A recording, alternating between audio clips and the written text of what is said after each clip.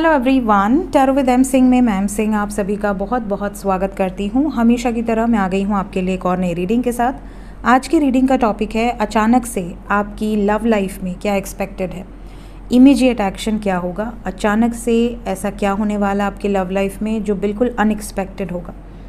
सो इसके लिए हम यूज़ करेंगे सबसे पहले मेजर अरकाना, उसके बाद हम देखेंगे नेक्स्ट एक्शन, इमीडिएट एक्शन।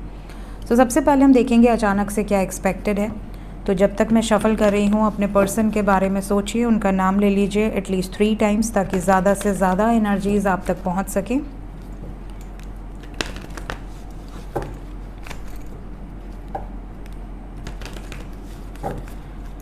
शुरू करते हैं आज की रीडिंग लेके प्रभु का नाम। हर हर महादेव, जय हो शिव शक्ति, जय हो राधे कृष्णा, जय हो मेरे भाई।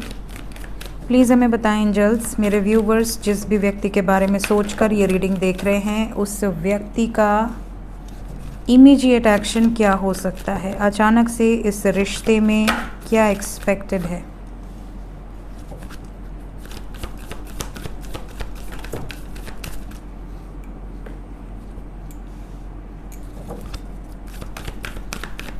To more cards.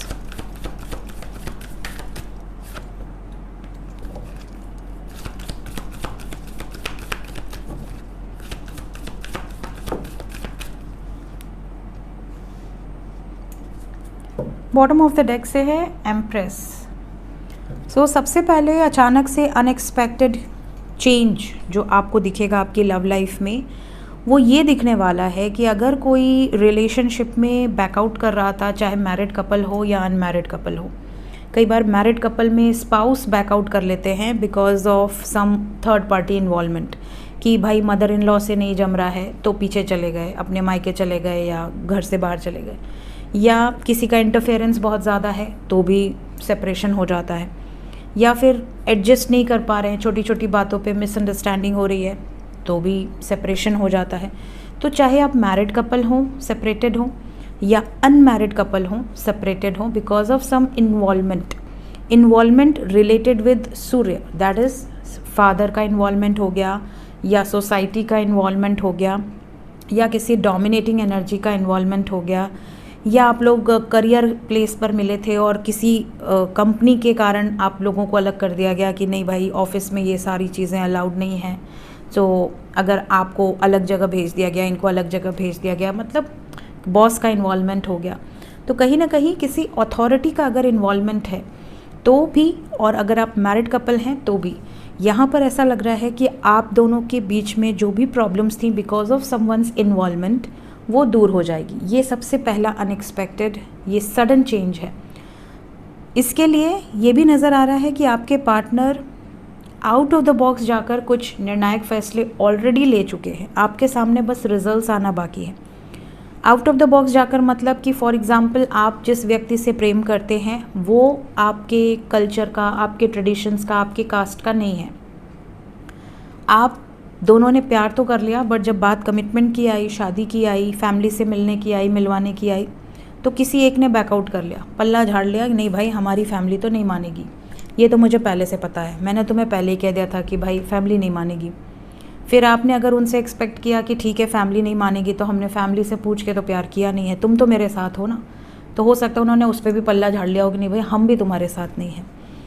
ऐसी सिचुएशन में आपने कहीं ना कहीं हार्ट ब्रेक सहा है, कहीं ना कहीं आपने बहुत दुख तकलीफ़ें देखी है, और एक तरह से dark night of the soul जो एक इंसान फेस कर सकता है, नियर टू डेथ एक्सपीरियंस, कि अब मेरा क्या होगा, मैंने तो सब कुछ इन्हें ही माना था, मेरे लिए तो यही सबसे इम्पॉर्टेंट था या थी, मैंने तो इसे ही अपना देवता या देवी मानकर बैठे हुए थे, मैं तो इसके बिना सांस भी नहीं ले सकती या नहीं ले सकता, इसने मुझे ब्लॉक कर दिया, अब मैं क्या करूँ।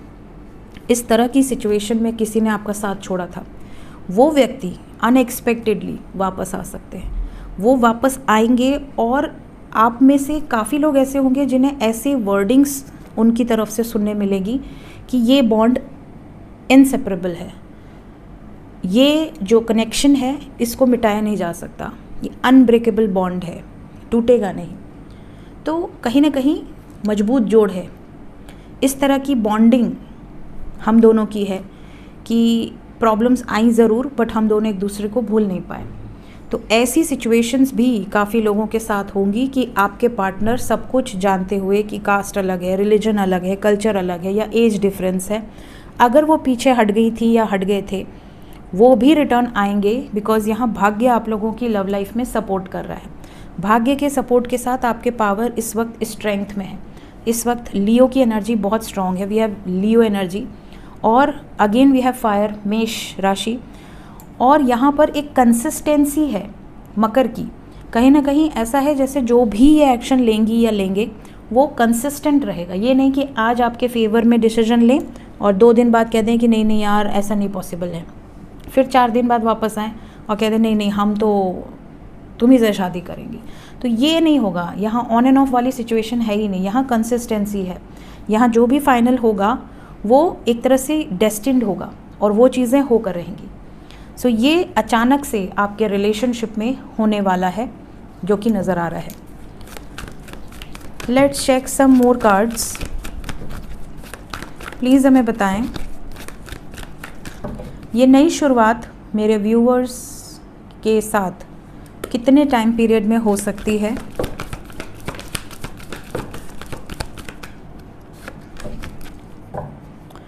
ये जो नई शुरुआत है इसमें कुछ लोगों के लिए यहाँ पे 7 नंबर है, 4 नंबर है और 9 नंबर है। मतलब मिनिमम 4 दिन के अंदर, मैक्सिमम 9 दिन के अंदर। ये अनएक्सपेक्टेड है, मतलब ये अचानक से आपकी लव लाइफ में क्या है, इसमें 4 days to 9 days maximum, minimum 40 hours to 90 hours की एनर्जी है। अनएक्सपेक्टेडली आपको क्या देखने मिलेगा कि आपके पार्टनर जिन लोगों के कारण आपसे दूरी बना रहे थे, जिन लोगों के कारण इन्होंने आपसे झूठ बोला, धोखा दिया, पीछे हट गए, जिन लोगों के कारण इन्होंने आपको अकेला छोड़ दिया, घोस्ट कर दिया, बीच रास्ते में साथ छोड़ दिया, ब्रेकअप कर लिया, उन्हीं लोगों के कारण अब इनको रियलाइजेशन होगा कि नहीं, मेरी जो विश है वो तो मैं पूरी करके रहूँगी या करके रहूँगा, और यहाँ पर यूनियन होगा। आपने बहुत सब्र किया है, इस सब्र का फल आपको डेफिनेटली मिलेगा। थोड़ा सा इंतज़ार यहाँ पर दिख रहा है। कमिटमेंट, काफ़ी लोग चाहते हैं कि मुझे कमिटमेंट मिले। हो सकता है आप कांटेक्ट में हो और आपको सिर्फ कमिटमेंट से मतलब है। कुछ लोग ऐसे भी होंगे जो अभी कमिटमेंट के बारे में दूर दूर तक नहीं सोच रहे, वो सिर्फ इतना सोच रहे हैं कि यार बात तो हो जाए। तो यहाँ बात होगी, मतलब इस वे से आपका यूनियन एक्सपेक्टेड है। क्या जो भी अदर सिचुएशंस हैं मेरे व्यूवर्स की ज़िंदगी में, फैमिली सिचुएशन, सोसाइटी फैक्टर और वॉट एवर फैक्टर्स, क्या वो मान जाएंगे या एंड हो जाएंगे? यहाँ से एक कार्ड टेढ़ा हुआ है, ये आएगा और ये आएगा। ये तो एंड हो रहे हैं, मानने के चांसेस थोड़े कम है। देखिए सन के बाद we have got wheel of fortune from major arcana, and tarot से भी major arcana, wheel of fortune, same card. और द फूल के बाद सन आया है और we have got the fool. So same card आए हैं। द फूल के बाद सन को द फूल ने क्लैरिफाई किया है, और सन के बाद wheel of fortune, we have got wheel of fortune and the fool. Means वही होगा जो डेस्टिन्ड है। अगर आपका यूनियन डेस्टिन्ड है कोई रोक नहीं सकता। प्लस सैक्रिफाइस, यहाँ पर पॉसिबिलिटी है कि ये ना माने और आपके पार्टनर इन्हें त्याग दें, सैक्रिफाइस कर दें और केयर फ्री होकर निकल जाएं इस सिचुएशन से, because we have got chariot. यहाँ पर बड़ा डिसीजन नज़र आ रहा है। मेरे व्यूवर्स की लाइफ में अगर उनके person other caste, other religion, other culture से बिलोंग करते हैं, या एज डिफरेंस है, या किसी का कोई पास्ट है, कोई अनकन्वेंशनल सी सिचुएशन है, सो क्या ये अनकन्वेंशनल वेडिंग पॉसिबल होगी?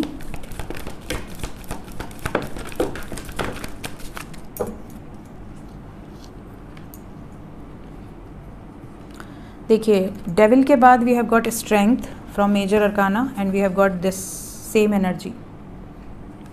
मतलब डिपेंड करता है कि आपके पार्टनर के अंदर दम कितना है, क्योंकि यहाँ पे कुछ लोगों के पर्सन ऐसे होंगे जो इमोशनली बहुत ज़्यादा अपसेट हो जाएंगे, डर जाएंगे, हार जाएंगे।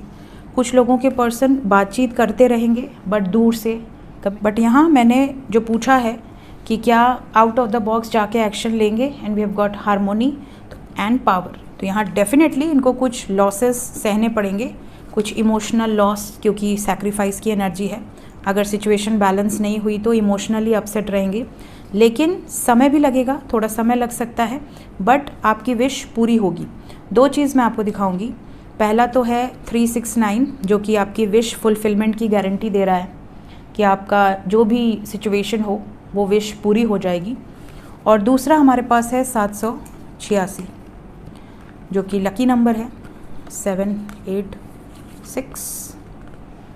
सो कहीं ना कहीं एंजल्स आपको ये गाइड करने की कोशिश कर रहे हैं कि टेंशन ना लो, हार्ट चक्रा ब्लॉकेज नहीं होना चाहिए इस टाइम। ज़्यादा से ज़्यादा कोशिश करिए green colour, orange colour, red colour, yellow colour, इसका ज़्यादा इस्तेमाल करें ताकि ब्लॉकेज आपका बैलेंस रहे। दूसरी चीज़, कई लोग पूछते हैं कि मैम हमारा कास्ट अलग है, रिलीजन अलग है। कास्ट नहीं, रिलीजन अलग है, तो क्या हम भी चक्रा हीलिंग कर सकते हैं? देखिए, चक्रा हीलिंग के लिए मैंने उसका प्रोसेस बताया हुआ है, ठीक है। मैंने सारे चक्रा हीलिंग पे प्रोसेस बताया है, वो प्रोसेस सबके लिए सेम होगा। बाकी अगर कास्ट रिलीजन वाइज अलग अलग होता होगा तो आई डोंट नो, क्योंकि मुझे जो प्रोसेस पता है मैंने वही बताया है। और you have to heal your, you have to balance your chakras ना। तो उसका जो, अब जैसे रूट चक्रा है, तो अगर आप बेसिक नेसेसिटीज़ के लिए कैपेबल हो तो आपको रूट चक्र आपका बैलेंस्ड है। अगर आपकी फैमिली कंडीशंस अच्छी है, आपका गृहस्थ जीवन सही चल रहा है, आपका बेसिक जो नेसेसिटीज़ है वो प्रॉपर है, आपके लोअर बॉडी में कोई प्रॉब्लम नहीं है। कई लोगों को बहुत जल्दी ही, बहुत कम एज में ही घुटनों की तकलीफ़ होने लगती है, एड़ियों में दर्द होने लगते हैं, लोअर बैक में पेन होने लगता है। तो जितने भी लोअर बॉडी के प्रॉब्लम है, यूरिक एसिड बढ़ जाना, छोटी छोटी सिचुएशंस में नीचे के रोग परेशान करने लगना, तो ये सारा रूट चक्रा ब्लॉकेज के सिम्टम है। दूसरी चीज़ सैक्रल चक्रा, तो इसी तरह मैंने सबके बताए हुए हैं, तो इसमें रिलीजन तो नहीं आना चाहिए बीच में, बट फिर भी एक बार सुन लीजिएगा वीडियो, आपको जो सही लगता है आप कर सकते हैं, ठीक है। तो यहाँ लकी नंबर्स निकल कर आए हैं जो कि ये बता रहे हैं कि definitely out of the box जाना पड़े तो आपके पार्टनर डरेंगे नहीं। स्ट्रेंथ को भी क्लैरिफाई कर दें। We have 22। आपके पार्टनर यूनियन में आए, इसके लिए जैसा कि मैंने कहा ब्लॉकेजेस हील होने चाहिए और कन्फ्यूजन से बाहर होने चाहिए। आपके पार्टनर बहुत समय तक कन्फ्यूजन में रहे हैं, बहुत समय तक इन्हें समझ ही नहीं आया कि आपका साथ देना है कि थर्ड पार्टी का साथ देना है कि दोनों के साथ जगल करना है। अब इनका कन्फ्यूजन दूर हो चुका है। अब यहाँ पर डेथ की एनर्जी है, ट्रांसफॉर्मेशन की एनर्जी है। ये दोनों में जगल तो नहीं करेंगे, ये प्लान करके एक सिचुएशन के साथ आगे बढ़ेंगे, दूसरे को एंड करेंगे। तो जिससे ये प्रेम करती हैं या करते हैं उसके साथ आगे बढ़ेंगे, दूसरी सिचुएशन एंड हो जाएगी। सो ये सारी क्लैरिफिकेशंस हैं। लास्ट एम्प्रेस को भी क्लैरिफाई करते हैं, क्या थर्ड पार्टी एंड हो जाएगी आप दोनों के बीच से?